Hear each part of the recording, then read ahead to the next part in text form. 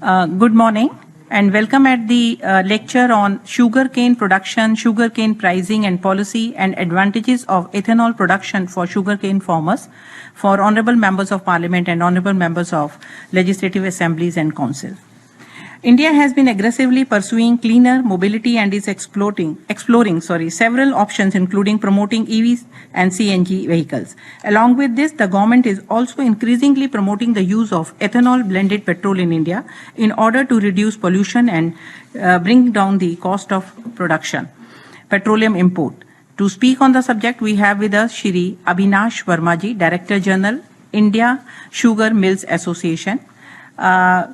Shri Avinash Verma ji, he joined the Government of India in 1989 and served Indian Railways for almost 16 years in different capacities. Then he also served in the Ministry of Food and Public Distribution, Government of India as Director, and then he also served as Managing Director of Hindustan Vegetable Oil Corporation. After serving the government for 21 years, he took voluntary retirement and is working as Director General of Indian Sugar Mills Association since September 2010. And he is also a director on the board of Indian Sugar Exim Corporation. As Director General of ISMA, looks after policy matters of sugar and ethanol sector in the interest of Indian sugar industry. And he also played an active role in getting sugar sales fully decontrolled in April 2013 after a period of 3 decades of government regulation. He continues to impress upon the government to rationalize the sugarcane pricing policy, the next big reform in the Indian sugar sector. He also interacts with government for policy initiative to increase ethanol production and blending to 20% with petrol by 2025. With these words, I will request Sir now to begin the session, but before that I will request my additional secretary Prasanjit Singh ji to say a few words. Good morning everyone, namaskar. On behalf of Team Pride, I take this privilege to extend a very warm welcome to the Honourable Members of Parliament who have joined physically and online. And I also extend my warm welcome to Shri Avinash Verma ji for acceding to our request. And this is another capacity building program on the behest of the Honourable Speaker, who is constantly guiding us at Pride that we should be carrying on with the capacity building programs for the members on the current issues, which are especially in the budget session, whichever issues have been have cropped up in the budget. We are in this series. We are today talking about the ethanol production. With these words, I once again welcome you, and I request Avinash ji to start the presentation. Yeah, thank you very much. Thank you for the opportunity to share our views and how we can move forward both to improve the Indian sugar industry and the sugarcane production as well as ethanol production. I have my colleagues, Mr. Adhir Jha, who's the CEO and MD of Indian Sugar Exim Corporation, and then my colleague, Mr. G.K. Thakur, who's head in ISMA, looking after ethanol and sugar policy also. I have a presentation, so can we put up the presentation and then we can run through the slides and then, thank you very much.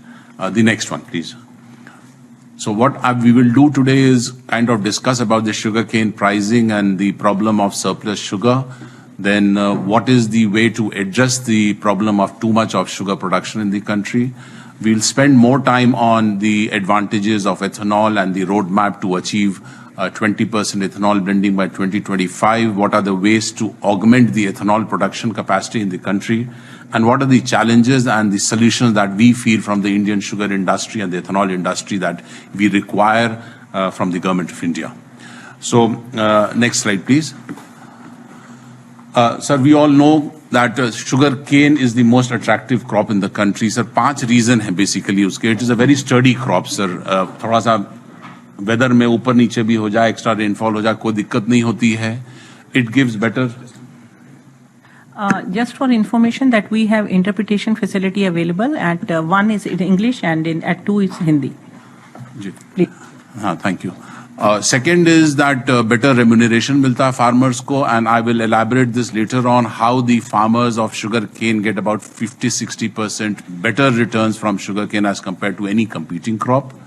As compared to the other crops in the country, here we have assured buyers in the form of the sugar mills, and therefore The farmer doesn't have to go anywhere else but supply to the sugar mills, and then they get the assured price because we pay all our payments to the sugarcane farmers through bank accounts. तो जो price Bharat सरकार ने यहाँ पे MSP का equivalent FRP होता है, FRP जो फिक्स करती है वही मिलता है, उसके नीचे कोई भी sugarcane farmers को इस देश में नहीं मिलता है. And there is no middleman in between us and the sugarcane farmers. We have a direct relationship. Directly buy करते हैं और directly उनके अकाउंट में पेमेंट हो जाता है. Next please. हिंदी में सर कंटिन्यूस. अच्छा ठीक है सर. थोड़ा बहुत एक दो शब्द आ जाएगा इंग्लिश में जी. तो ये जो हम लोग देख रहे हैं जी, ये जो मैंने एक स्लाइड ऐसे ही दिखाया है कि FRP ऑफ शुगर केन जो MSP का इक्विवेलेंट है, फेयर एंड रेम्यूनरेटिव प्राइस जो भारत सरकार फिक्स करती है, जो हमें गन्ना किसान को पेमेंट करना होता है. आप ये ग्राफ में अगर देखें तो पिछले 12 सालों में शुगर केन का प्राइस दुगना हो गया है. और अगर जो मैंने लाल रंग का 2 एरो मार्क किया है, उन 2 पीरियड में ये ग्राफ को अगर आप देखें तो बहुत स्टीप इंक्रीजेस हुए हैं उन 4 सालों में. तो अगर देखें तो पिछले 12 साल में जो गन्ने का दाम दुगना हुआ है. Next slide please. सर यहाँ मैंने एक कंपैरिजन किया, जो ऊपर वाला ग्रीन लाइन है वो शुगर केन प्राइस जिस तरह से इंक्रीज हुआ है, पिछला स्लाइड का ही वो कॉपी है, और बाकी जो ब्लू और येलो है वो पैडी और व्हीट का प्राइस है, MSPs है. तो आप देखें 2012-13 के बाद जो डिफरेंस है शुगर केन प्राइस और पैडी एंड व्हीट प्राइस, काफी तेजी से डिफरेंस बढ़ गया है. एंड यही रीजन है कि हमारे जो गन्ना किसान हैं उनको बेटर पेमेंट मिल रहा है, बेटर रेम्यूनरेशन मिल रहा है, जो कि एक बहुत बड़ा कारण है कि गन्ना की पैदावार बढ़ रही है इस देश में. Next sir. जैसा मैंने बताया कि सर जो अगर मैं कंपेयर करूं, ये CACP का रिपोर्ट है, commission on agriculture cost and prices, which recommends the MSP for about 23 crops to the government including sugar cane. तो 21-22 का सबसे पहला वाला अगर मैं कॉलम लूं, अगर शुगर केन से 100 रुपये का रिटर्न मिलता है फार्मर को, तो कॉटन और व्हीट का अगर कॉम्बिनेशन लेता है वो फार्मर, तो उसको 45 रुपए मिलता है. पैडी एंड व्हीट का अगर कॉम्बिनेशन लिखता है तो 51 रुपीज, पैडी एंड पैडी का 39 रुपीज, सोयाबीन एंड व्हीट का 34 रुपीज, सोयाबीन और ग्राम का 20 रुपीज. ये रिपोर्ट है CACP का. CACP से मैंने पिकअप किया है, just to give an idea कि शुगर केन का जो रिटर्न है फार्मर्स को वो करीब करीब डबल है as compare to the other crops in the country, जिसके कारण शुगर केन काफी महत्व रखता है. सर एंड में ले तो बेटर है जी, या आप जैसा चाहें सर, एंड में ले लें जी. Next slide please. ये सर एक आइडिया मैं दे रहा हूं 2004-05 से लेके अभी तक 2021-22 तक. जो ग्रीन पार्ट है वो हमारा शुगर प्रोडक्शन है, जो येलो पार्ट है वो पिछले साल से जो मैं कैरी फॉरवर्ड करके लाया हूं as an 1 October of every year, और जो लाइन है, जो लाइन ग्राफ है जो रेड में हमने दिखाया है, वो शुगर कंजम्पशन है with in the country, domestic sugar requirement. तो अगर आप देखें तो पिछले 10-12 सालों में जो ग्रीन बार है हमेशा सर वो रेड लाइन से ऊपर ही रहा है. इसका ये मतलब है कि हम हमेशा सरप्लस शुगर प्रोडक्शन करते आ रहे हैं पिछले 10-12 सालों में. Next please.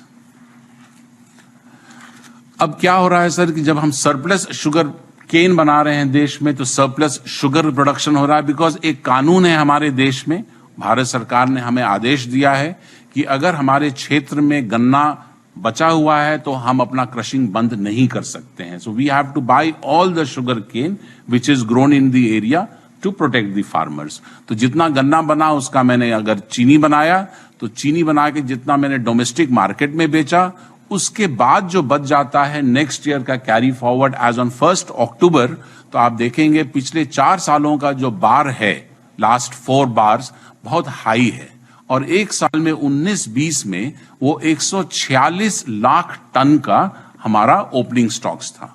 हम ये मानते हैं कि 1 अक्टूबर को हमें 2 से 2.5 महीने से ज्यादा का कंजम्पशन रिक्वायरमेंट कैरी फॉरवर्ड करने की जरूरत नहीं है, क्योंकि फिर नया सीजन का प्रोडक्शन आ जाता है from end of November.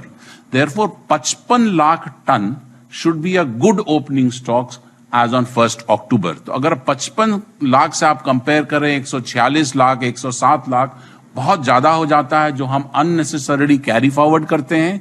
Next slide. जिसके कारण हमारी बहुत ह्यूज फंड्स ब्लॉक हो जाती है इन शुगर स्टॉक्स। और अगर ब्लॉक हो जाती है मेरी बहुत बड़े क्वांटिटी में मेरे फंड्स 50,000 करोड़, 40,000 करोड़, जो कि हम बोरो करते हैं बैंक से 10%, 11% इंटरेस्ट पे, तो हम गन्ना किसान को टाइमली पेमेंट करने में सक्षम नहीं रहते हैं। और इसके कारण जो लास्ट अगर आप देखें, ये हमारा गन्ना किसान का जो एरियर है ऑल इंडिया, मार्च के महीने में 31 मार्च का ये पोजीशन है पिछले 2011-12 ऑनवर्ड्स। और अगर पिछले 4 साल देखें, जब हमारी ओपनिंग स्टॉक्स हमेशा ज्यादा रही, जैसे मैंने आपको दिखाया था, तो हमारी गन्ना किसान की आउटस्टैंडिंग एरियर्स भी ज्यादा हो जाती है। Next slide please. अब सर एक बहुत महत्वपूर्ण ये बात है कि जो गन्ना का जो दाम है वो मैंने यहां ब्लू में लाइन में दिखाया है, और गन्ने का दाम हमेशा बढ़ता रहा है, एफआरपी भारत सरकार जो फिक्स करती है। बट जो मुझे चीनी का प्राइस मिलता है, ये मेरी एक्समिल गेट, मेरे गेट पे जो मुझे दाम मिल रहा है एक्समिल प्राइस, वो सर ऑब्वियसली फ्लक्चुएट करता है depending on the availability of sugar और शुगर स्टॉक्स मेरे पास कितने हैं। तो अगर आप देखें तो सर हमें 31, 32, 33, 34 रुपया ही मिल रहा है मेरे गेट पे, जो कि काफी नहीं है to cover all my cost of production. और अगर मेरे को ये चीनी का दाम नीचे रहता है तो मैं गन्ना किसान को पेमेंट करने में सक्षम नहीं है। अनफॉर्चुनेटली चीनी हम लोग 1 रुपया भी बढ़ता है तो अगले दिन हम देखते हैं कि अखबार में या टीवी चैनल्स में शुरू हो जाता है कि आपकी कल की जो चाय होगी वो कड़वी हो जाएगी ना। हमारे परिवार में, हमारे घर में हम लोग 4 किलो 5 किलो से ज्यादा नहीं कंज्यूम करते हैं पर मंथ। तो ये अगर 100 रुपया भी हम स्पेंड कर रहे हैं तो, और गन्ना किसान को हम 10 रुपया ज्यादा भी दे देते हैं, तो ये डिफरेंस हमको, मेरे घर के बजट को नहीं होगा।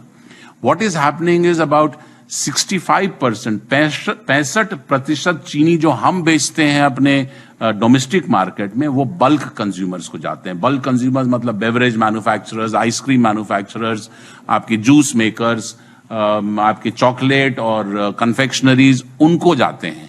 तो 35% ही चीनी है जो कि डायरेक्टली हाउस कंजम्पशन या टेबल टॉप कंजम्पशन में आता है। इसीलिए कभी कभी हम लोग को ओवर कंट्रोल करके जो चीनी का दाम हम नीचे रखना चाहते हैं, sir we have to come out of that because it will finally go to the farmers. So this is an important thing that we should note, that मेरा at least cost of production cover होना चाहिए। उसमें the government should not be controlling the prices too much. That is a submission that I want to make. Next, please. Sir वो slide जो मैंने दिखाया था उसको मैं फिर से एक बार दिखा रहा हूं, जो मैंने रेक्टेंगल में दिखाया है। ये जो पिछले 11-12 साल का, जो 10 साल का जो हमारा जो प्रोडक्शन है, वो हमेशा हायर रहा है। इसके पहले अगर आप देखें जो रेक्टेंगल के बाहर है, तो कभी कभी वो जो ग्रीन बार है रेड लाइन से नीचे भी चला जाया करता था। उससे हम लोग का मैं कहना था कि Indian sugar production is cyclical in nature, कभी ऊपर है कभी नीचे है। बट पिछले 10-11 सालों में हम लोगों ने ये प्रूव कर दिया है कि इंडिया का sugar production will always be higher as compare to the domestic requirement, except for 16-17 जब बहुत बड़ा ड्राउट आ गया था देश में। सो अगर नॉर्मल सिचुएशन रहेगा तो आप देख रहे हैं सर, पिछले 5 साल का भी अगर देखें, बार लाइन देखें, लाइन का कंपैरिजन में ओपनिंग स्टॉक प्लस मेरा जो प्रोडक्शन, इट इज मैसिवली और quite high as compare to the domestic requirement. So हमारा अब ये मानना है that India has now become a structural surplus sugar producer, and therefore India is now a structural surplus exporter of sugar permanently into the international market. Next, please. तो sir ये जो हमको surplus चीनी हो जा रहा है, what is the solution? How do we want to move forward so that ये बर्डन हमको भी नहीं हो, किसान को भी टाइम पे पेमेंट मिले, और हम अपने कंज्यूमर्स का भी ख्याल रख के उनको एक रीजनेबल प्राइस में चीनी दे पाए। तो एक है कि हमको रैशनलाइज करने की जरूरत है हमारी शुगर केन प्राइसिंग पॉलिसी को। दूसरा है जो सरप्लस चीनी हमारे पास हो जाता है, उसको बेस्ट तरीका तो यही है कि हम इंटरनेशनल मार्केट में एक्सपोर्ट कर दें। और तीसरा, जो कि एक बहुत नया बढ़िया एक सोल्यूशन निकला है और बहुत तेजी से हम उसके तरफ बढ़ रहे हैं, divert the surplus sugar cane away from sugar into production of more and more ethanol. Next, please.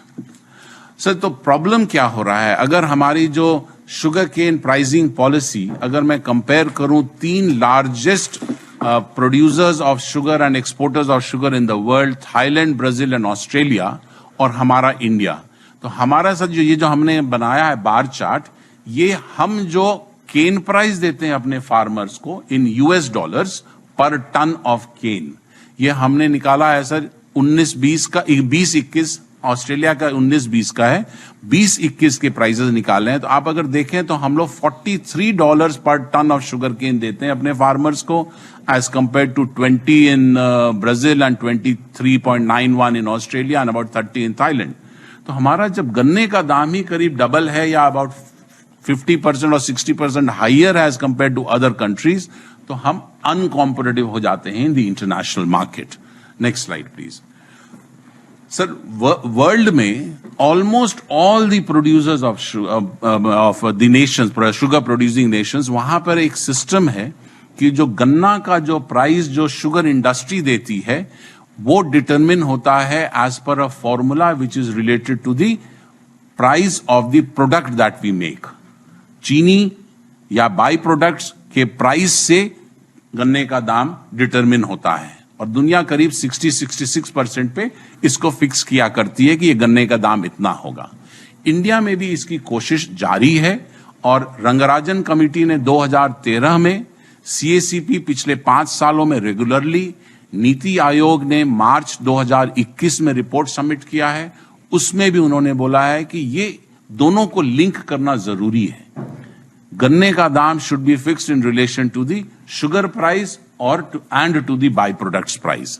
तो एक रेवेन्यू शेयरिंग फॉर्मूला की बात हुई है, और उन्होंने ये भी कहा है कि गन्ना किसान को कष्ट ना हो इंडिया में, बिकॉज हमारे छोटे गन्ना किसान हैं, तो उनको हम एफआरपी देंगे, शुगर इंडस्ट्री पे करेगी एज पर द फॉर्मूला, और फिर भी अगर गैप हो गया between FRP and what the sugar mills पे, वो गैप को एक फंड के द्वारा हम फार्मर्स को देंगे, और वो fund government of India generate करेगी।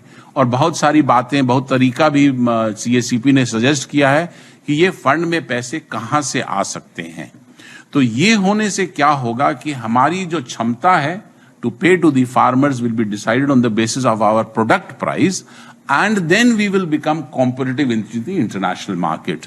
नहीं तो हमें दिक्कतें क्या आती है कि बिना, नेक्स्ट स्लाइड प्लीज, बिना सब्सिडी के सर हम एक्सपोर्ट करने में सक्षम नहीं रहते हैं। तो भारत सरकार के पास हमें आना पड़ता है कि आप हमें सब्सिडी दें, जो कि WTO में भी अभी चैलेंज हो गया है, और as per WTO rules India can give export subsidies on agri products including sugar only till December 2023। दिसंबर 2023 के बाद एक्सपोर्ट सब्सिडीज हमें नहीं मिलेगा। इसीलिए जरूरी है कि हम जितनी तेजी से अपनी शुगर केन प्राइसिंग पॉलिसी को रैशनलाइज करें एंड काइंड ऑफ सिंक करें विद द इंटरनेशनल प्रैक्टिसेस, तो फिर हम सक्षम हो पाएंगे। तो सर, हम केवल दिखाना ये भी चाह रहे थे कि जो रेड बार्स हैं वो मेरे इंपोर्ट्स हैं इन दोज ईयर्स, करीब मैं 12-14 साल का यहाँ पे दिखाया हूं, और जो ब्लू बार्स हैं वो मेरे एक्सपोर्ट्स हैं। जैसा मैंने बताया कि पहले हमारा सिक्लिकल होता था हमारा प्रोडक्शन साइकिल, तो कभी हम एक्सपोर्ट करते थे तो कभी इंपोर्ट करते थे। बट अगर आप पिछले 8-10 साल देखें तो वो रेड जो 2 दिख रहा है on the right side, those are very very small and negligible. But अगर पिछले 4 साल का देखें तो हर साल हम लोगों ने रिकॉर्ड सेट किया है। 38 लाख टन हमने 4 साल पहले एक्सपोर्ट किया, 3 साल पहले हमने 59.5 लाख टन एक्सपोर्ट किया, पिछले साल हमने 72 लाख टन से एक्सपोर्ट किया, और करंट ईयर में हम लोग 80, हो सकता है हम 85 लाख टन भी एक्सपोर्ट करें। परंतु पिछले 3 सालों में हमने सब्सिडी लिया भारत सरकार से एक्सपोर्ट करने के लिए।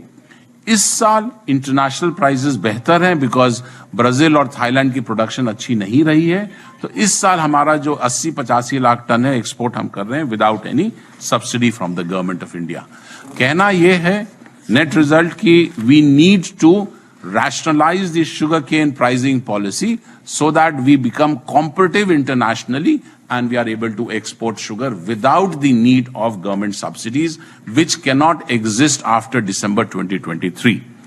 नाउ थर्ड पॉइंट जो सर हमने बोला कि we need to, next slide, we need to divert the surplus sugar into ethanol, surplus sugar cane into ethanol, so that we reduce that surplus sugar and ensure that we produce more of ethanol, which is a green fuel, which is renewable fuel, और देश के लिए बेहतर है. We will reduce lot of import bills also. Next slide. तो sir मैं जैसा बता रहा था कि अगर हम देखें तो leader of producer of ethanol in the world is US quantity wise बहुत बनाता है, much more than Brazil, but उनकी जो ब्लेंडिंग, चूंकि वहां पे यूसेज ऑफ पेट्रोल ज्यादा है, तो वहां मैंडेट जो यूएस गवर्नमेंट ने दिया है कि मिनिमम 15% इथेनॉल ब्लेंडेड पेट्रोल बिकेगा. इसका ये मतलब है कि वहां पे जो बेस लेवल है, मिनिमम लेवल है 15% इथेनॉल ब्लेंडेड पेट्रोल बिकता है पूरे यूएस में, और वहां 85% भी पेट्रोल बिकता है, 85% इथेनॉल ब्लेंडेड भी. ब्राजील में देखें तो मिनिमम जो है 27% इथेनॉल मिक्स्ड होना ही होना है. जितने भी आपके पेट्रोल बिकते हैं पेट्रोल पंप्स में, उसमें 27% इथेनॉल रहता है एंड 73% पेट्रोल रहता है. जो मैंडेट हमारे देश में है फिलहाल 10% का है, बट प्रधानमंत्री ने रिसेंटली 20% का टारगेट हमें दिया है, ऑयल कंपनीज को दिया है, बाय 2025 अगले 3 सालों में अचीव करने के लिए. अभी जो 10% हम इस साल जो हमारी 2022 है, भारत सरकार ने हमें टारगेट दिया था कि we have to do 10% blending. आज के दिन में करीब हम 9.6% ब्लेंडिंग है, ऑल इंडिया एवरेज. अभी 8 महीने बचे हैं. We are very very confident कि by end of the year we will cross 10% blending in 2022 also. Sir एक बहुत इंपॉर्टेंट पॉइंट और बताना चाहता हूं. Base fuel in Brazil 27% ethanol blended petrol है, बट चूंकि वहां पे गाड़ियां ऐसी हैं जिसको हम फ्लेक्स फ्यूल कार बोलते हैं, which can run on 0 to 100% ethanol और एनी मिक्स देयर ऑफ, तो वहां पे प्योर इथेनॉल भी बिकता है. अगर हम ब्राजील जाएं तो ब्राजील के पेट्रोल पंप में हम देखेंगे E27 बिकता है, which is 27% ethanol blended, and pure ethanol भी बिकता है. और ये जो फ्लेक्स फ्यूल कार्स हैं वो दोनों का प्राइस देखते हैं और जाके डिसाइड करते हैं कि मुझे 50-50 चाहिए, मुझे 80-20 चाहिए.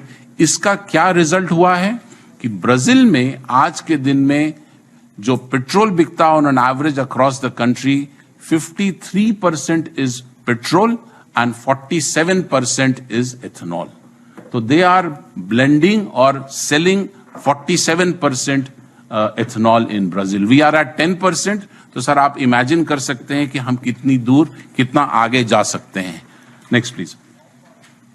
भारत सरकार ने बहुत सारी एनकरेजिंग और स्टेबल पॉलिसीज 2014 के बाद, स्पेशली पहले भी था, बट 2014 के बाद बहुत तेजी से हम आगे बढ़े हैं.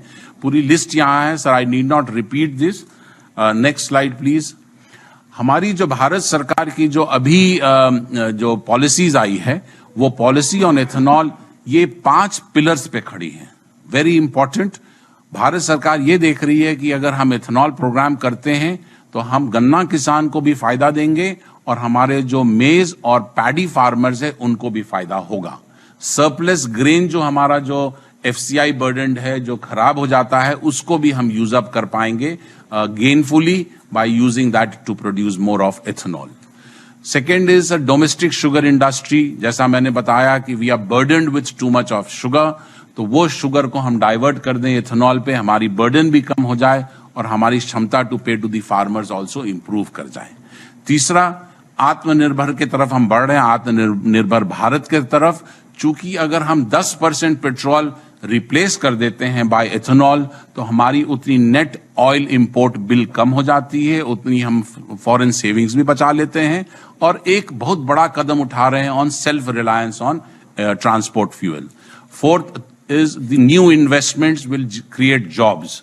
और ये जो जॉब क्रिएशन ये शहर में नहीं होगा, चूंकि ये सारे के सारे एग्री बेस्ड हैं, तो ये सारे इंडस्ट्रीज रूरल एरियाज में आएंगे और जॉब क्रिएशन हमारे विलेजेस में होगा, माइग्रेशन कम होगा, लोगों को बहुत दूर अपने घर से नहीं जाना होगा.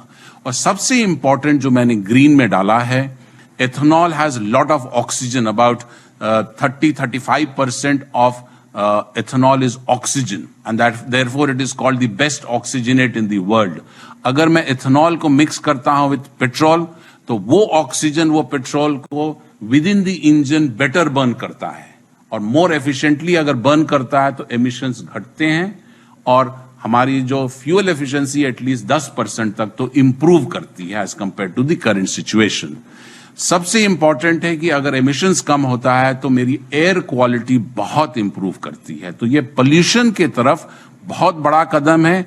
हम अगर 20% 2025 में अचीव करते हैं तो let me assure the whole country that हम लोग पोल्यूशन बहुत तेजी से बहुत बड़े मात्रा में कर लेंगे. Next please. सर, नीति आयोग ने ये रिपोर्ट बनाया था और उसमें उन्होंने बोला था जो 10% एथेनॉल अगर हम यूज करते हैं E10 या 20% E20 तो हमारा कार्बन मोनोऑक्साइड घटता है for 2 wheelers also and 4 wheelers also and hydrocarbon also घटता है by 20% for both 2 wheelers and 4 wheelers. Oxides of nitrogen does not make much change except for 2 wheelers थोड़ा सा बढ़ता है. But the main problem is carbon monoxide and hydrocarbons which reduce. ये नीति आयोग का report से मैंने पिकअप किया है. Next slide please. सर, ये एक स्लाइड में दिखाना चाह रहा था कि यहां अगर आप देखें तो आज के दिन में हम लोग जो ग्रीन एरिया है वहां पे 10% क्रॉस कर चुके हैं ब्लेंडिंग लेवल्स. जो येलो एरिया है राजस्थान, झारखंड और तमिलनाडु वहां पे हम लोग मीडियम ब्लेंडिंग करीब 6 से 9%, 7%, 8% पे हैं. जो रेड एरिया है वो हमारा लो ब्लेंडिंग एरिया है.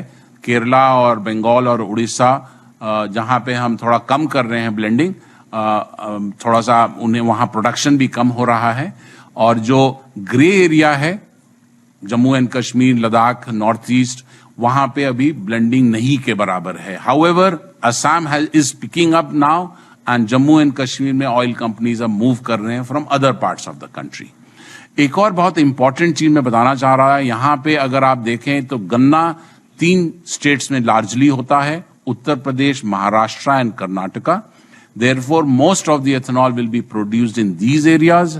However, recently government of India ने बोला है कि हम लोग मकई, maize and broken rice as well as surplus rice with FCI को use करेंगे and therefore they are trying to broad base the production of ethanol so that other states and और अगर हम देखें तो other states में आपको मकई है या आपको पैडी है लाइक छत्तीसगढ़ हो, बंगाल हो, बिहार हो, असम हो, तेलंगाना हो, आपका Andhra, all these states have rice or maize and therefore we will be investing there also and growing more and more ethanol production, producing more ethanol in those areas. Next slide please. Sir, जैसा मैंने बताया हमारी कोशिश यही रही है कि हम डाइवर्ट करें more and more sugar cane into ethanol and reduce that surplus sugar production. अब यहां अगर देखें तो सर मैंने ये दिखाया है कि 2019-20 में हमने बहुत छोटा कदम उठाया था और करीब 8 lakh ton sugar equivalent by diverting sugar cane juice directly या B heavy molasses 8 lakh ton हमने कम किया by putting that into ethanol and we achieved 5% blending across the country. 2021 में हमने 21 लाख टन डाइवर्ट किया into ethanol, sugar equivalent, not sugar, sugar से पहले में हमने डाइवर्ट किया और 8.1% अचीव किया. In the current year which is going on वहां हम एक्सपेक्ट कर रहे हैं कि करीब 34 लाख टन शुगर इक्विवेलेंट हम डाइवर्ट करेंगे which improves my cash flows, which reduces my burden to carry too much of sugar and therefore I'm able to give better price to the farmers. अगले साल हम एक्सपेक्ट करते हैं करीब 50 lakh ton sugar equivalent हम divert कर देंगे. तो जो हमारी जो सरप्लस है that will come down and अगले साल भी एक्सपेक्ट कि हम 12% अचीव करेंगे देश में. Next slide please. अब सर नेक्स्ट प्लीज सर, ये मैं 20% कैसे हम अचीव करें 2025 तक जो हमारे प्रधानमंत्री जी ने हमें टारगेट दिया है. सर नीति आयोग का नीचे में छुप गया है 2026 नीति आयोग बोलता है 2025-26 में अगर अचीव करेंगे तो करीब 1000 करोड़ लीटर की हमें जरूरत पड़ेगी. आज हम करीब 400 करोड़ लीटर सप्लाई कर रहे हैं, तो इट हैज टू डबल और more than double in the next 3 years. Next please. Sir, through this slide I am just showing you कि हमारी जो 2 व्हीलर्स हैं देश में करीब 22 करोड़ 2 व्हीलर्स हैं एंड 3.5 करोड़ हमारे 4-व्हीलर्स हैं. तो ये 2-व्हीलर्स contribute for about 67% of the petrol consumption and 33% of the petrol consumption is by the 4-wheelers. ये हम ध्यान में ये रखेंगे चूंकि ये सेगमेंट्स को भी बढ़ना होगा आगे तेजी से. Next slide. तो सर अगर हमको बढ़ना है 2025 में हमको 20% अचीव करना है और हमको 1020 करोड़ लीटर प्रोड्यूस करना है विद इन द कंट्री, तो ये 5 चीज बहुत महत्व होगा मेरे लिए. First, we should have enough feed stock in the country to produce. Second, हमारे पास प्रोडक्शन कैपेसिटी होनी चाहिए.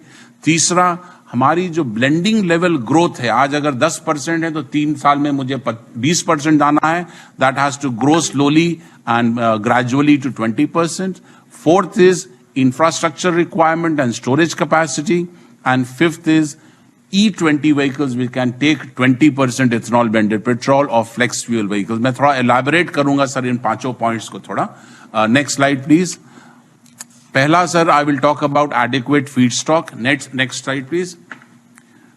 तो सर पहले मैं शुगर केन की बात करूं सर. आज अगर मैं पूरे शुगर केन को अगर मैं यूज, जितने शुगर केन हमारे किसान बना के हमें दे रहे हैं प्रोड्यूस करके, तो सर अगर हम पूरा का पूरा अगर बनाते हैं उससे शुगर, तो 375 लाख टन या 380 लाख टन भी हम बना सकते हैं आज.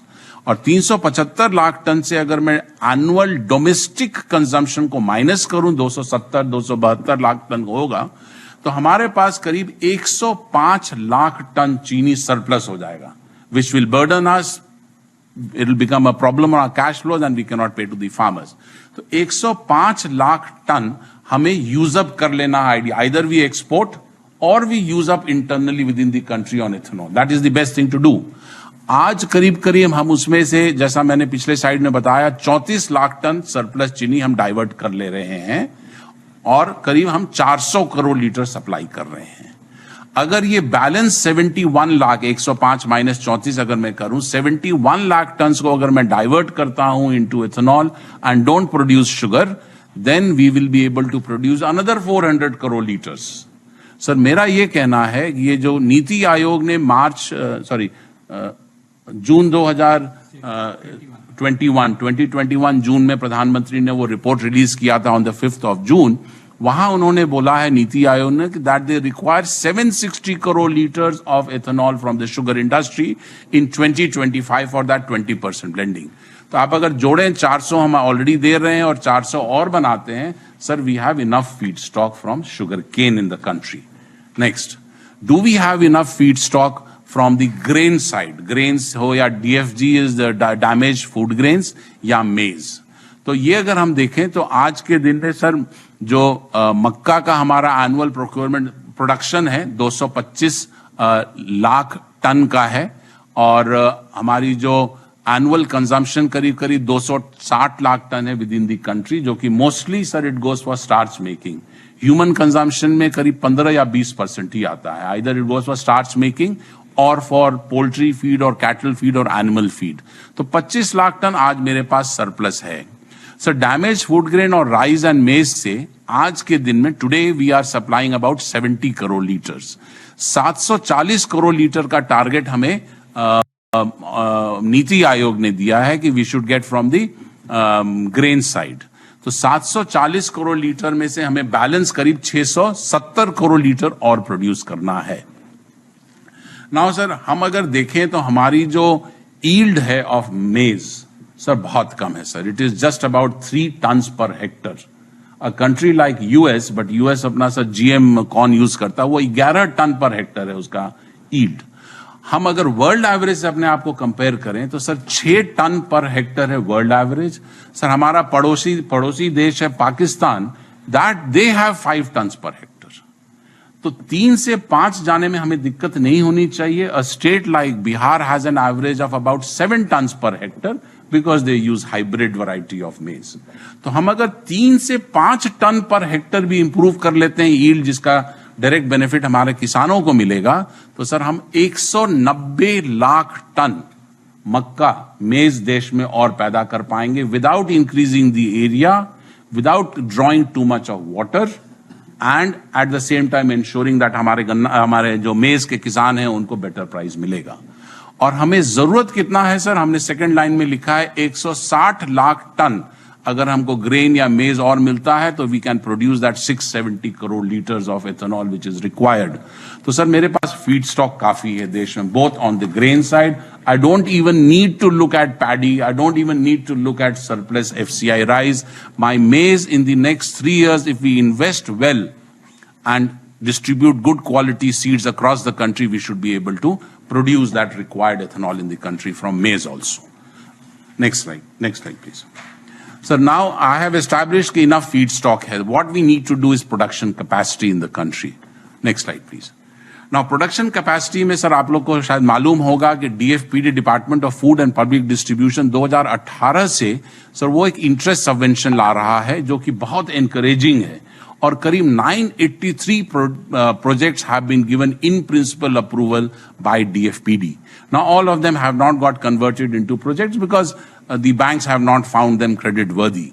But what it has done is, it has created an environment, एक माहौल क्रिएट किया है जहां पे लोगों को इंटरेस्ट आया ऑन इथेनॉल और शुगर इंडस्ट्री इस सेक्टर में इन्वेस्ट करने को काफी तेजी से आगे बढ़ी। कुछ लोगों को लोन मिलेगा, कुछ लोगों को नहीं मिलेगा, that's another aspect, but 983 projects approve हुए हैं एंड वी सिंसियरली बिलीव कि प्लीज डू नॉट स्टॉप और restrict approvals because after that they will go to the bank देगा नहीं देगा दूसरी बात है, but let people be interested in this sector. Now OMCs in August 2021 also did an invitation of statewide bids 648 crore litres का additional capacity creation के लिए उन्होंने स्टेट वाइज उसको डिस्ट्रीब्यूट किया और स्टेट वाइज डिस्ट्रीब्यूट करके उन्होंने बोला कि मैं बाईपार्टाइट अग्रीमेंट्स आप लोगों के साथ साइन करूंगा 10 सालों के लिए, बट उन्होंने सिर्फ 131 लोगों के साथ साइन किया। अब मैं दिखाऊंगा सर दिक्कत क्या हो रही है because of this policy that has been adopted by the OMCs. Next slide please. Sir इसमें प्रॉब्लम यह हो रही है कि अगर आप दोनों को कंबाइन करके देखें तो सिर्फ 67 ऐसे लोग हैं जो दोनों का अप्रूवल में है। Next slide please.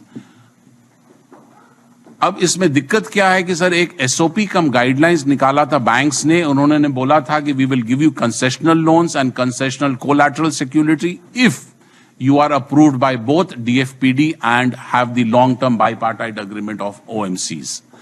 अगर 131 लोग ही अप्रूव्ड हैं दोनों के बीच में, उसमें से सिर्फ 67 लोग ऐसे हैं जो अप्रूव्ड है दोनों के बीच में, and banks don't find some of them worthy of credit, then sir 67 में अगर 50 या 40 लोग को मिलेगा लोन, तो sir we are getting off the track now from the program that was moving very smoothly. So we need to find a solution to this. Next slide, please.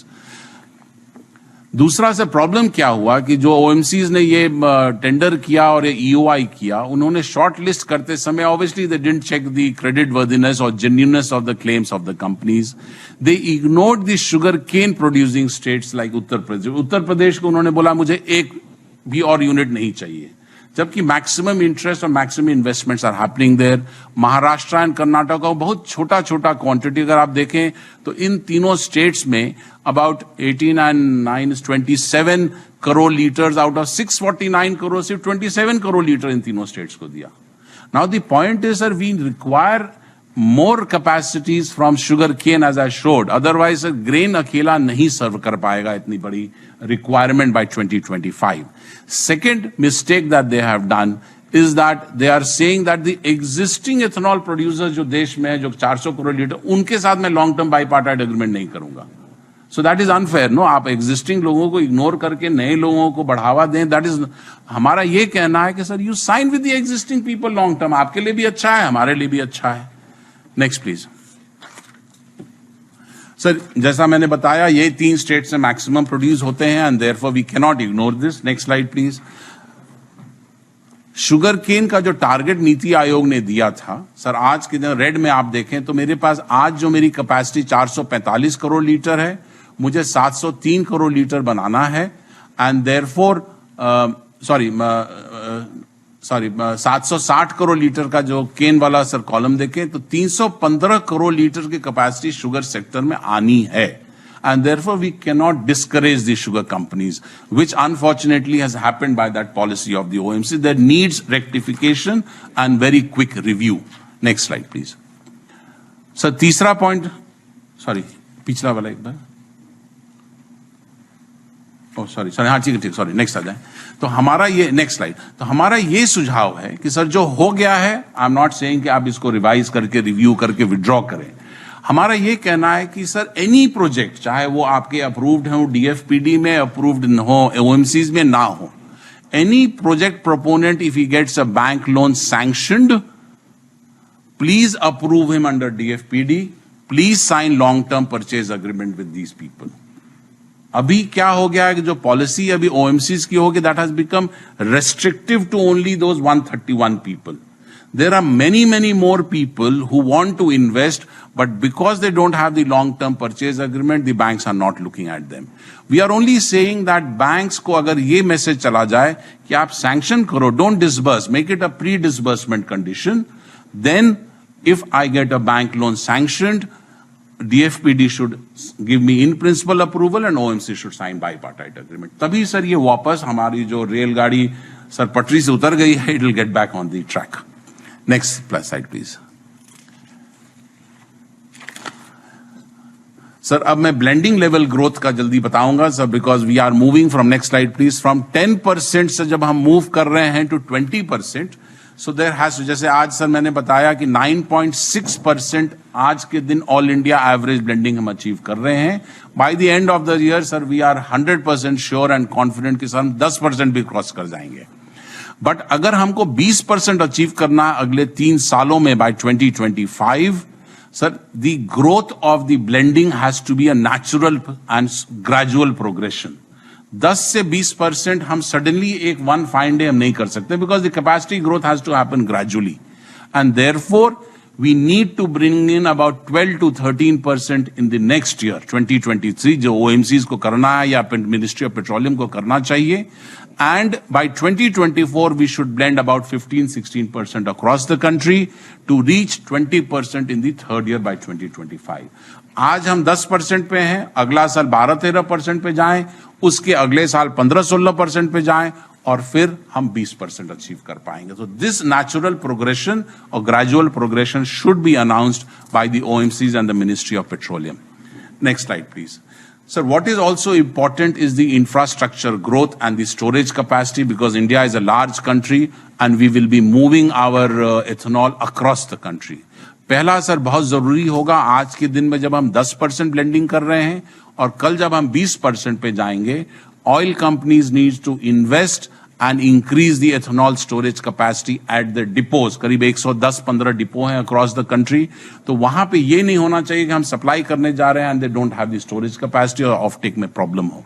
There needs to be an investment there. Second is, sir जब हम 1016 crore litre across the country move करेंगे in the next 3 years, sir Indian Railway Network has to join in. आज हम road से move करते हैं, but जब हम नॉर्थ ईस्टर्न स्टेट्स में या लद्दाख में ले जाएंगे या जम्मू एंड कश्मीर में ले जाएंगे या we have to take it to Kerala, sir moving by tankers will be very costly and may not be possible. Therefore railway network has to improve and we should look at laying pipelines to move, start moving ethanol.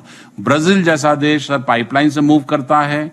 अभी हम लोग पढ़ भी रहे थे कि Russia used to move their natural gas by pipelines, why can't we have ethanol moving through pipelines? So that has to also be increased. Sir another challenge and which has to be addressed is, जब हम 2025 में पहुंचेंगे हमारी सारी गाड़ियां E20 नहीं होंगी, कुछ हमारी एग्जिस्टिंग कार्स भी E10 होंगी। सो हम लोग की अंडरस्टैंडिंग है कि by 2025 you will have E10 fuel, you will have E20 fuel as well as pure ethanol, and therefore dispensing and retail pumps and retail stations may you need to bring in those infrastructural development or necessary capacities there. Next please.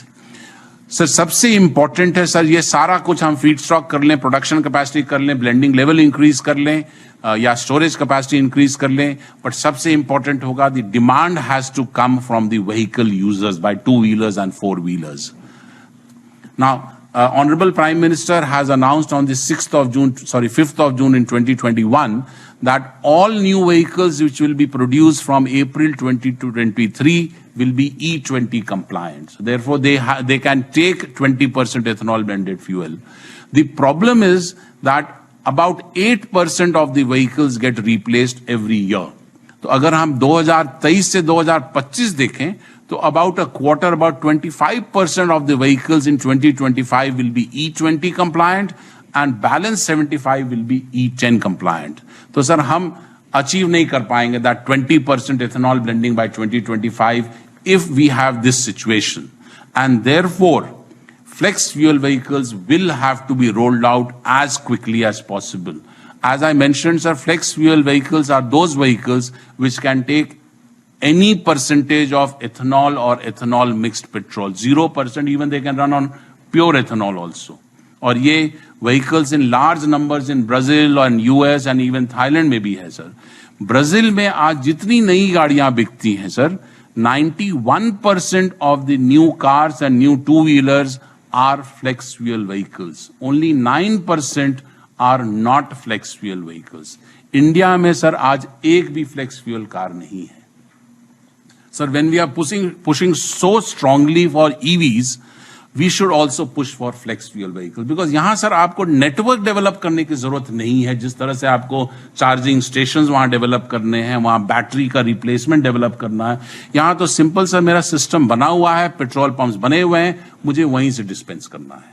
And जैसा मैंने बोला sir, feed stock का problem नहीं है. वहाँ पे sir battery का problem हो सकता है, बट यहाँ फीड स्टॉक का भी प्रॉब्लम नहीं है. So we need to bring in flex fuel vehicle as quickly as possible. Next, please. Sir. हाँ, sir. हाँ. So just concluding, sir. मैंने बताया कि सर मेरे साथ बहुत ज़्यादा प्रोडक्शन है and therefore 105 लाख टन हम डाइवर्ट कर सकते हैं into production of ethanol, which should be enough to take care of our feedstock requirement. Sir, surplus sugar cane को हमें use करना चाहिए into ethanol and therefore we should not have a discouraging policy from the oil companies for sugar cane based industry in the country. Sir, as I proved and I established, we have enough raw material and enough feedstock for that requirement of 1020 crore liters by 2025. Sir हमने request किया है that existing ethanol producers को भी बाईपार्टाइट agreement sign होना चाहिए. जो loan sanction करा के आ जाएं उनके साथ बाईपार्टाइट एग्रीमेंट हो जाए, instead of restricting it to only 131 people और 67 people. Next slide please. Sir this is my last slide. Sir जैसा मैंने बोला, blending level should increase from 10% to 20% gradually and उसका एक रोड मैप बन जाए सर हम लोग के लिए, so that we also have clarity when we invest heavily in production capacities. Sir E20 vehicles तो आ रहे हैं, प्रधानमंत्री ने हमें बताया है, बट फ्लेक्स फ्यूल व्हीकल्स के लिए भी पॉलिसी लाना बहुत जरूरी है so that we move forward. Sir to ensure timely payment of FRP to the farmers, जैसा मैंने रिक्वेस्ट किया sir, we need to rationalise sugar cane pricing policy. CACP का रेगुलर सबमिशंस है, नीति आयोग का भी है. Sir the government should be sensitive on the fact that our sugar prices should not be pushed down at very low levels, should be at adequate levels to ensure that it covers our costs, because only 35% of the sugar in the country is consumed by households directly and the balance goes to the bulk consumers. अगर sir आप चीनी का दाम गिरता है तो I have not seen any reduction in the price by these bulk consumers. I have not seen कि beverage का दाम कभी गिरा है या आइसक्रीम का दाम कभी गिरा है. So they make undue profits, sir. I'm sorry to say that, but that is how things are. Sir, lastly, sir, अगर हमको गन्ना किसान को 14 दिन में पेमेंट करना है, oil companies should also ensure that they should release our payment in 10 days and not take 21 days. ठीक है, next and then. बस मैं हो गया मेरा. Thank you. This I have covered.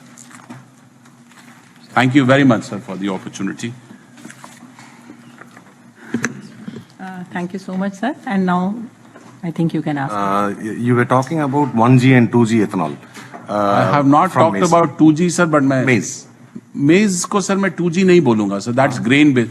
2G का मतलब ये हुआ that we will not be using The waste- sugar और starch, but you will be using cellulosic ethanol. Cellulosic. So- No, because one of the concerns raised during earlier discussion we had about this, I'm in the petroleum committee. So this was the water shortage that we will be facing by implementing this ethanol blending. If you are going to produce more, already there are several states which are critically water depleted. So this may create a problem, and they were saying that 2G technology may be something, 2G ethanol will be something where it may be more water conserving. But the problem over there is that the cost of setting up a 100 KLPD plant for 1G and 2G, it's about 150 and 700 crores. So some technology advancements are making this more some kind of a subsidy or something like that to promote 2G, don't you think would be a lot more better? That is one. And the other thing is the Honorable Minister for Road Transport and Highways in the Parliament, I think last session or something, he said that we have a target of by 2030, all vehicles are going to be electric. See, right now we have a confusion about what kind of fuel we are going to be using for our cars and other vehicles. One is electric, the other is ethanol blended fuels and CNGs. And there's another technology which is technology which is coming up. I think, in fact, the minister was also riding the car yesterday or something. So if these technologies catch up, if you're asking people to invest in these kind of ethanol blending programs, what happens to them 5 years down the line? So.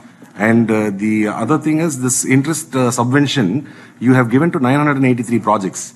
So don't you think we should have a time-bound period where the licenses will expire? Because if these people have taken it up, and if you're going to say that we are not going to give it for any further new people entering it. Yes, sir. Very right, sir. So let me answer the last question first, sir. It's less complicated. So interest subvention scheme, the government does have a last date for all these people.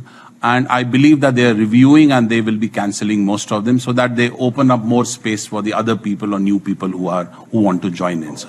The reason I'm asking is in Tamil Nadu, there have been some people who have shown interest in this, but they're saying that they're not able to avail the scheme.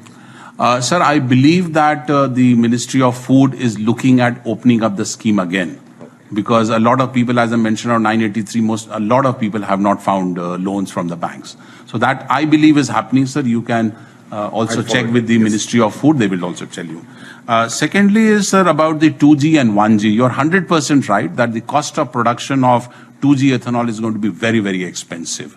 Now, if you really look at around the world, sir, there were some plants set up in US, some plants in France also, but all of them have closed down because they have not found it commercially viable. It is possible to make ethanol from cellulosic material, and obviously, so that's a pure waste. You can leaves and all things you can use.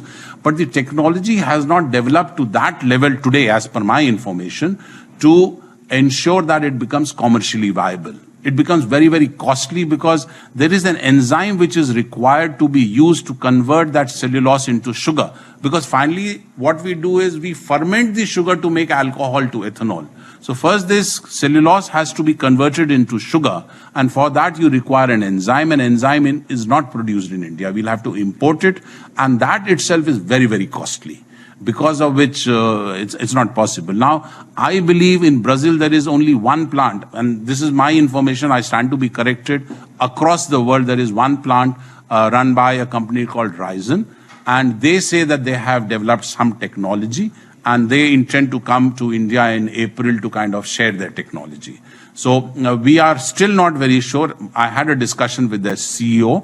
Their CEO says that the cost of production still is on the higher side, and therefore the concerned governments will have to give a premium for such ethanol. Whether we are prepared or not prepared, that's another aspect. The cost is going to be higher.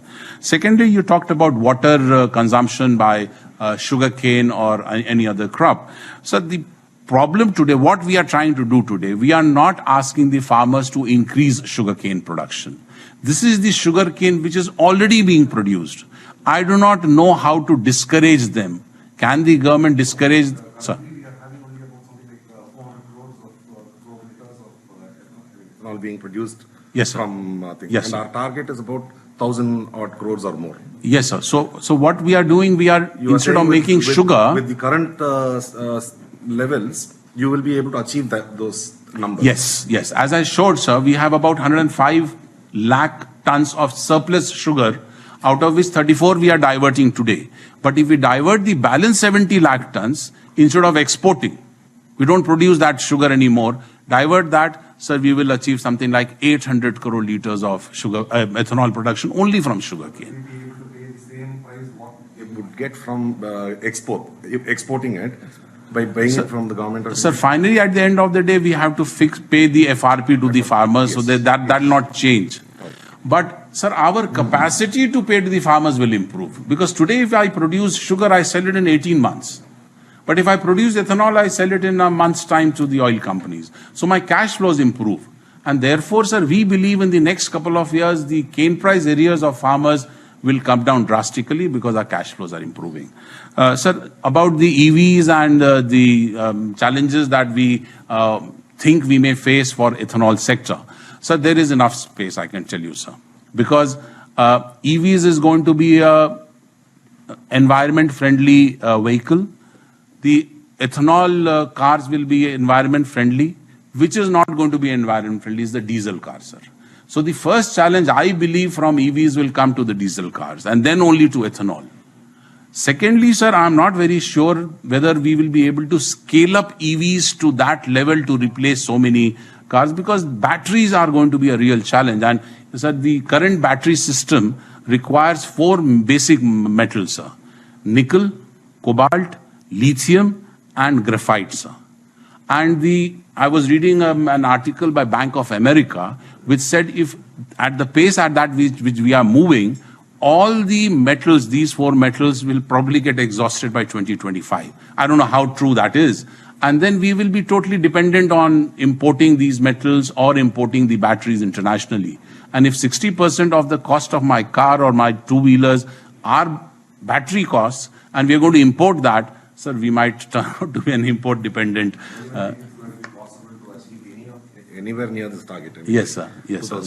So what I'm only saying, sir, even if we have the scaling up and it's possible, it is first going to challenge diesel, sir, and not challenge ethanol. Because we are also green, they are also green. Sir, both will. And, sir, as I mentioned, the infrastructure is already there for me to distribute ethanol across the country without much investment.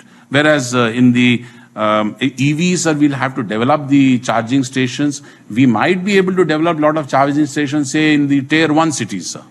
But will we be able to do it in Tier 2 cities or Tier 3 cities or in smaller towns? I don't know, sir. That is another debate that we'll have to. Sometimes I wonder whether we should go in the EV route at all. I mean, because I don't think that the energy production capacity of the government of India today is not as robust as we would want it to be. Yes, because sir. if you imagine if everybody is going to be charging all their cars, I mean, like the amount of electricity generation which needs to be augmented, I mean, I don't think it's going to be happening. Yes, sir. The other one is that my Brazilian friends tell me, because they are pioneers of ethanol, they tell me that India is currently producing its energy, electricity, about 60% of that comes from coal, sir. So you will be polluting in one part of the country and running your EVs pollution-free in another part, sir. So net reduction to the global scenario may not happen as much as in ethanol. I think there should be some percentage of, I mean, how many vehicles should be on electrical and how many should be on green hydrogen and how many should be on ethanol. I think some percentage should be decided by the Niti Aayog that this much percentage should be on this and this much percentage should be on this. And as far as you are telling about this ethanol vehicles, these are quite, I mean, because we are having surplus of this paddy and also this sugar cane. So where is the hitch? Like, I mean, you are telling, where is the hitch now? The banks they are not giving loans to the, I mean, sugarcane producers or ethanol producers. And how can we help you out? As I mentioned, ma'am, there are 2 ministries which are kind of encouraging ethanol production in the country. DFPD is having a policy which is unrestrictive. So more and more people come, I'll keep giving you approval and let the banks handle that. So that's perfectly fine. We have now the OMCs, the policies that they have adopted now is, I would say, if I'm permitted to say, restrictive. Because they have said, in this state, I want only these many people. And if some of these people don't find bank loans, then we have lost about a year in the whole process. So we are saying, don't restrict it. Allow those people to also join the investment program if the banks give them a sanction. The banks are ready to give us a sanction, but put a pre-disbursement condition that once you get the DFPD approval and signed a long-term bipartite agreement with the OMCs, we will disburse the amount. So our submission is that allow this policy and say that you go to a bank, and if the bank said, madam, nobody in the world does a better due diligence than a banking system. And if a banker has looked at my project and looked at me as an investor and said, fine, I don't think the OMCs or the sugar industry or anybody else can do a better job. So we should leave that job to the banks, who should look at the creditworthiness and say, fine, I find these people genuine, I find these people can invest and do a good job, then they should go to OMCs and DFPD and get approval. So there you can help the industry. And otherwise, abhi jo situation ho gaya, ma'am, usse kya ho gaya hai that personally, if you ask me, we have come off the track now. The excitement that was there in the ethanol investment sector has slightly come down because of this restriction.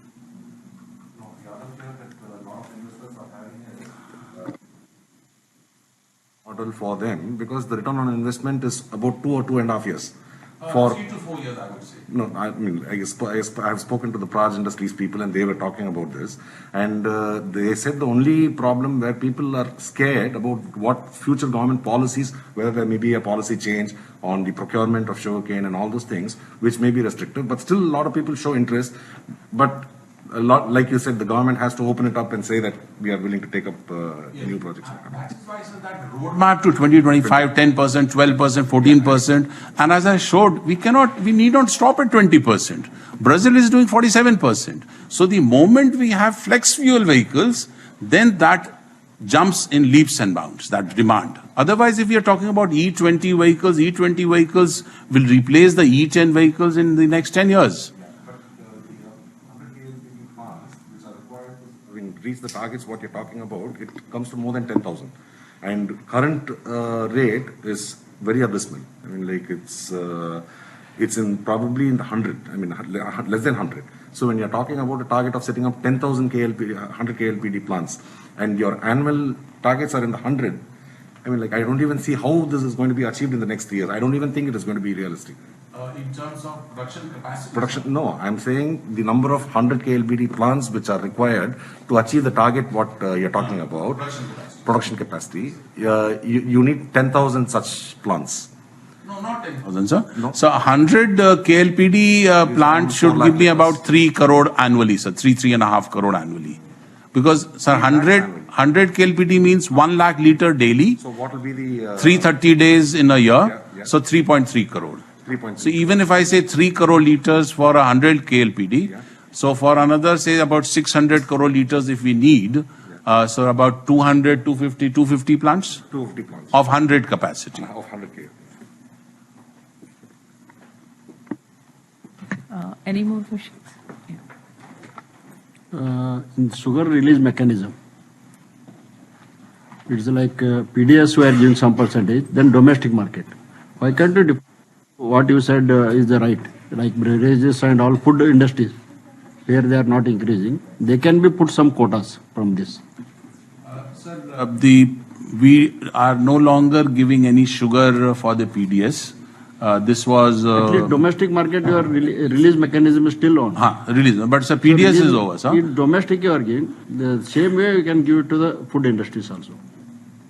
They are buying from anywhere else. So these can be diversified into all the sugar factories, quotas like release. To give to the bulk consumers, Yes, you are saying. bulk. Sir, I don't know how far that will be practical, because then they will start buying from the secondary markets. They will start buying from the traders. If you have a quota for me as a sugar mill to give to X, sir, he will not buy directly from me, he'll buy from the secondary market. No, otherwise we'll have to remove all the traders from the system.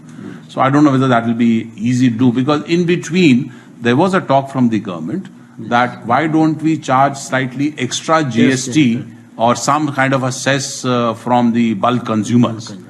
Again, sir, very difficult to implement a selective kind of taxation system depending on the consumer. They are having from certain factories only, they are contracting and they are buying from there. Quality is also an issue. Quality is an issue. No, quality is assured. Quality is assured. And what you said is now this one subsidy export subsidy will stop by 23 or something. December. Now itself it has been stopped. We don't need it now. We don't need it this year. Yeah, this year was sold like that only. हाँ, sir, 8.5 million tons we Yeah. had never imagined. Initially, and he is one of the largest export exporters. rate was also on the higher side, 30 to 40 or something we got it. Now it has been reduced to less than 31. No, sir, I think I'm picking up sugar at almost 32 rupees from Maharashtra. 32. For UP, obviously, No, they expect 30 a to better 40, price. 30 to 60 it was sold previously. Sir, I have So bought just it has come. I have bought at 33 also. 33 also. So obviously, sir, when the supply is there and the world markets have gone down because we had almost reached 20 cents plus. Now we have come down to 19 cents. So that And our government price 31, I think so. Last 2 years it has been fixed for 31 only. sir, we are selling it higher than that. So No, higher than that, the But sir, yes. rate should be fixed. Yes, Otherwise, sir. they are selling, underselling Sir. also is going on. So वो तो open market है, sir. Open market. जहाँ मिल जाए वो तो उस पर है. ये इसमें अगर आपका फसल विविधीकरण, क्योंकि फसल चक्र परिवर्तन की भी बात चल रही, जहां पर हमारा स्टेट सरप्लस पैडी है, उतनी रिक्वायरमेंट नहीं है, लेकिन गवर्नमेंट 2500 रुपए में ले रही है, 3000 करेगी अब। तो ऐसे समय में अगर हम फसल चक्र परिवर्तन के लिए मेज का प्रोडक्शन बढ़ाते हैं तो वो एथेनॉल के कंजम्पशन के लिए बहुत उपयोगी होगा, ठीक है।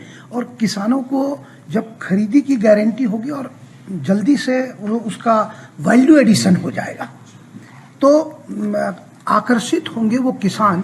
और फिर जो माननीय प्रधानमंत्री जी ने एफपीओ बनाने की बात की और एफपीओ बन भी रहे हैं, उन एफपीओ को संगठित करके एक प्रकार से इस दिशा में बढ़ाया जा सकता है, जो ग्रॉस रूट लेवल फसल चक्र परिवर्तन के लिए भी काम करेंगे। जो अब जैसे पैडी है वो इतना पानी कंजम्पशन करता है कि आने वाले समय में आपको कानूनन रूप से पैडी उत्पादन पर प्रतिबंध करना पड़ेगा, ये आएगा ये समय। तो इसलिए ये थोड़ा इस एंगल से भी हमको उसको देखना पड़ेगा, जिससे कि अगर गन्ना के अलावा यदि आपने कहा मेज प्रोडक्शन, और ये ट्राइबल बेल्ट में भारी मात्रा में मेज प्रोडक्शन होता है और उसकी उपयोगिता। दूसरा, अभी मेज तो बाहर से इंपोर्ट करना पड़ा भारत को। इस साल नहीं, 2 साल पहले नहीं लेटेस्ट नहीं सर, अभी एक्सपोर्ट कर रहे हैं सर. बाहर से बुलाया ना। ना ना ना ना आपको नहीं मालूम क्या? पोल्ट्री के लिए कह रहे हैं हाँ? कि डिमांड प्राइस बढ़ गया ना सर। हाँ हाँ, प्राइस का बट है सर काफी production. Anyway sir, temporary phenomena. हाँ, तो कुल मिला के मेरा यही था कि इसमें इस दिशा में एक तो दूसरा जो आपने विषय उठाया है ओएमसी का, वो हो सकता है ये सोच रहे होंगे कि अगर छत्तीसगढ़ में या यूपी में या कर्नाटक में पेट्रोल और डीजल का कंजम्पशन यदि इतना है विगत 10 वर्षों के अंदर, तो वहां पर मुझे ग्राइंडिंग करने के लिए इतना ही रिक्वायरमेंट होगा और वहां से लोगों की डिमांड ज्यादा आ गई। जैसे आपने कहा कि भाई जिनके पास इस्टेब्लिश इंफ्रास्ट्रक्चर है, मतलब जो ऑलरेडी शुगर का उत्पादक है, वही अब इथेनॉल की ओर बढ़ रहा है। उसका पुराना ट्रैक रिकॉर्ड अगर अच्छा नहीं है तो वो ये सोच रहा है कि अपने ट्रैक रिकॉर्ड को ठीक करने के लिए जरा स्विच ऑफ कर जाऊं, राइट? ये उसका अपना हिडन एजेंडा है। सरकार ये सोच रही होगी कि भाई मैं अगर कल आपको गारंटी दे दिया और मेरी उतनी उपयोगिता नहीं होगी तो आप तो मेरे ऊपर चढ़ाई करोगे कि साहब आप लीजिए। तो जो आपने प्रश्न उठाया ओएमसी के बारे में, तो मैं ऐसा सोचता हूं कि ओएमसी ने ये सोचा होगा कि भाई आप मेरे को जितनी रिक्वायरमेंट होगी मैं उतने की ही अनुमति दूंगा। कल मैं अगर लखनऊ में पैदा कर रहा है और मैं लेकर के उसको अगर ट्रांसपोर्ट करके राजनांदगांव लाता हूं तो वो कठिनाई होगी। सर मैं जवाब आपको सर देता हूं सर. पहला तो सर जो डिस्ट्रीब्यूशन इन्होंने किया 648 करोड़ लीटर, उसमें से इन्होंने 55 करोड़ लीटर दिया केरला को सर, ठीक है सर. राजस्थान को दिया 56 करोड़ लीटर, ठीक है सर. तमिलनाडु को दिया समथिंग लाइक 96 करोड़ लीटर. अब रिस्पॉन्स सर, केरला 0. केरला में तो सर ना मक्का है, ना चावल है, ना गन्ना है. राजस्थान में पानी की किल्लत है, थोड़े से बॉर्डर एरियाज में हो सकते हैं सर. कहां सर उपज है सर? अब बिहार जैसे स्टेट या छत्तीसगढ़ जैसे स्टेट या उड़ीसा जैसे स्टेट, वहां को आप रेस्ट्रिक्ट करेंगे एग्री बेस्ड स्टेट को तो दिक्कतें आएगी. तो आपने सर क्या किया, आपने दिया 50 करोड़ लीटर केरला को और बिहार को दिया 18 करोड़ लीटर। तो सर यहां पे गड़बड़ हो रहा है। अगर आप सर टारगेट मेरा सर जो नीति आयोग लेके चल रहा है या तो, और नीति आयोग का रिपोर्ट मैंने नहीं बनवाया सर, वो पेट्रोलियम मिनिस्ट्री ने बनवाया। तो सर अगर नीति आयोग बोलता है कि 760 करोड़ लीटर मुझे शुगर केन बेस्ड चाहिए बिकॉज ग्रेन बेस्ड उतना नहीं हो सकता है, तो सर अगर मैं डिस्करेज करता हूं यूपी, महाराष्ट्र, कर्नाटक, तो कैसे आएगा सर? तो ये एक सोच हमको जरूरी है कि जहां पर पानी है, जहां पर मेरा वो ग्रेन या शुगर केन है, मैं वहां बढ़ावा दूं। नॉट बिकॉज मेरी पेट्रोल कंजम्पशन वहां है तो वहां तो सर कोई इंटरेस्टेड नहीं है। तमिलनाडु में सर चले गए, तमिलनाडु में 96 करोड़ लीटर के अगेंस्ट मेरे ख्याल से 6 या 8 करोड़ लीटर का इंटरेस्ट आया। सर हमें मालूम है कि सर तमिलनाडु, आंध्रा, तेलंगाना, सर यहाँ पे ज्यादा लिकर की तरफ झुकाव है इन्वेस्टर्स का और यूजर्स का। तो अभी भी मेरी आंध्रा, तेलंगाना और तमिलनाडु में लोग नहीं है, बाकी सब जगह ओवर बिडिंग है। ये कारण है। तो ये एक, अब मैं ये नहीं बोल रहा हूं कि सर जो पॉलिसी उन्होंने अपनाया उसको विड्रॉ करो। मेरा ये कहना है कि सर नए लोग कहीं बहुत जगह नहीं आए हैं तो सर आपको मूव करना पड़ेगा दूसरे स्टेट से। जैसे कर्नाटका से तो हम केरला जा सकते हैं ना, कर्नाटका से मैं तमिलनाडु जा सकता हूं, तो आप कर्नाटका को डिस्करेज ना करें। छत्तीसगढ़ में अगर सर जगह भर गया तो open up more so that Chhattisgarh can supply down. No so दूसरी बात जो सर स्टेट वाइज आपने बोला कि स्टेट वाइज करना है, तो what it is doing sir, it is making small consumption centres with in the state. अब मैं आपको एक एग्जांपल देता हूं, मैं लाने वाला था वो सपोजिंग साउथ यूपी में सर मेरा इथेनॉल है, तो उससे मैं नॉर्थ मध्य प्रदेश में दूं, साउथ मध्य प्रदेश से मैं नॉर्थ मध्य प्रदेश ले जाऊं और मैं यूपी से मध्य प्रदेश क्रॉस करके छत्तीसगढ़ लाऊं, सर ये क्रिस क्रॉस मूवमेंट हो रहा है। लॉजिस्टिक जो पास होगा वही ठीक। हाँ, तो इसलिए स्टेट वाइज आपने ठीक है सर कैपेसिटी की आप बात कर ली, अब खत्म कर दीजिए सर। नाउ इफ यू से कि मैं मध्य प्रदेश का प्रोडक्शन मध्य प्रदेश में प्रेफरेंस दूंगा, यूपी और बिहार और कहीं से नहीं। अब सर आप बंगाल का मैप ले लें सर, बंगाल का मैप ऊपर जाके सर नॉर्थ में पतला हो जाता है। अब आप बोलेंगे सर साउथ बंगाल से आप सप्लाई करें नॉर्थ बंगाल को और बिहार और असम जो बगल बगल में उससे नहीं लेंगे। Sir south Bengal should give to Jharkhand, no, जो बगल में है, not all the way to Bengal. फिर क्या होगा कि सर असम और Bihar will come down to Jharkhand. So you see the wastage in the whole thing. ये मिक्सिंग के लिए फिर क्या अलग से कुछ स्ट्रक्चर बनाए या जो उनकी डिपॉजिट रहता है उसी में जाके मिला देते हैं? सर ये बहुत सिंपल चीज है, जैसे सर आप दो चीज को मिलाते हैं और मिल जाता है, वही चीज है सर, कुछ नहीं ऐड करना है सर। इथेनॉल, हाँ डीजल में नहीं मिलेगा सर, पेट्रोल में, हाँ पेट्रोल में सर आप मिला के सर ऐसे हिला दीजिए सर, मिल गया सर। अच्छा, so you have to only ensure through the machines कि राइट क्वांटिटी में राइट मात्रा में जाना चाहिए। सर आपने एक और बात बोला about water consumption, sir you are 100% right sir. Problem क्या हो रहा है पैडी और मेज के बीच में, सर आपको बेहतर मालूम है सर, मुझे उतना ज्ञान नहीं है, बट पैडी का एमएसपी पे खरीदारी है एफसीआई और स्टेट एजेंसी से, बट मेज में भी खरीदना है सर। एमएसपी का तो मतलब खरीदना है, बट खरीदारी नहीं है सर। हो गया है। अब जैसे अभी सर बट उसका आउटलेट क्या होगा sir, who will they supply to? अगर एफसीआई सर मेज खरीद लिया, नहीं एफसीआई नहीं खरीदेगा, जैसे अभी हमारे स्टेट एजेंसी सर वो छत्तीसगढ़ के साथ ही है सर, छत्तीसगढ़ है ना, अलग अलग जगह अलग अलग पॉलिसी हो रही है, लेकिन वैल्यू एडिशन होगा तो ही किसान को भी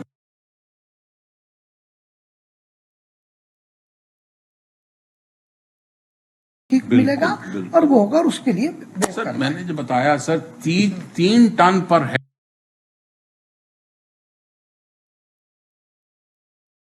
Hector sir, we are the lowest in the world. तो 3 से 5 करने में सर बहुत मेहनत नहीं करना पड़ेगा हमें, केवल सर हमने गन्ना में करके दिखा दिया है सर, वैरायटी हमने सर गन्ना में सर उत्तर प्रदेश जैसा स्टेट आज से 3 साल पहले 65 लाख टन बनाता था सर, अभी 130 लाख टन बनाता है। No increase in area sir. मेरा गन्ना, अगर सर मेरा एक स्लाइड है उसमें हम नीचे आप देखें, अगर आपके पास प्रेजेंटेशन है, I have shown, thank you के बाद, कि एरिया आपको सर बिल्कुल नहीं बढ़ा है। सेकेंड लास्ट स्लाइड 48 पेज पे एरिया ऊपर वाला सर, उसके ऊपर वाला, हाँ नहीं उसे पीछे, हाँ सर एरिया अगर आप देखें, it has been in the range of 48 to 52 lakh hectares. It has not increase, but मेरा प्रोडक्शन सर बढ़ते गया है ओनली बिकॉज ऑफ इट।